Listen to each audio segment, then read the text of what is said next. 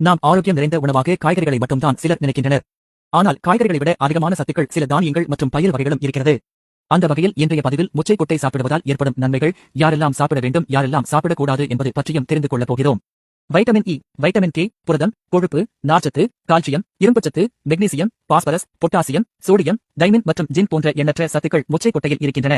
இத்தனை சத்துக்களை கொண்ட இந்த முச்சைக்கொட்டையை தினந்தோறும் சாப்பாட்டில் சேர்த்துக் கொள்ளவில்லை என்றாலும் வாரத்திற்கு ஒரு முறையாவது கட்டாயமாக சாப்பிட வேண்டும். முச்சைக்கொட்டையை நாம் உணவில் சேர்த்துக் கொள்ளும் போது செரிமான பிரச்சனை இல்லாமல் நீங்கள் சாப்பிட்ட உணவினை உடனே செரிமானம் ஆகச் செய்து மலச்சிக்கல் வராமல் தடுக்கிறது. இந்த முச்சைக்கொட்டையில் உள்ள நார்ச்சத்து, பொட்டாசியம் மற்றும் போலேட் போன்ற சத்துக்கள் இதயம் ஆரோக்கியமாக இருப்பதற்கு உதவுகிறது. மேலும் இரத்தத்தில் கொழுப்பின் அளவை அதிகரிக்க செய்யாமல் இருப்பதற்கு முச்சைக்கொட்டை சிறந்த பலனை தருகிறது. இதில் இருக்கும் புரதச்சத்து நமது உடலில் உள்ள திசுக்களின் வளர்ச்சிக்கு மிகவும் பயனளிக்க கூடியதாக இருக்கிறது. இத்தகைய முச்சைக்கொட்டை பெருங்குடலில் புற்றுநோய் வருவதற்கு காரணமாக இருக்கும் ரசாயனங்களை அழித்து புற்றுநோய் வராமல் தடுக்கிறது. மேலும் மார்பக புற்றுநோய் தடுப்பியாகவும் பயன்படுகிறது. உடலில் இரத்த சிவப்பணு அணுக்கள் குறைவாக உள்ளவர்கள் முச்சைக்கொட்டையை சாப்பிட்டால்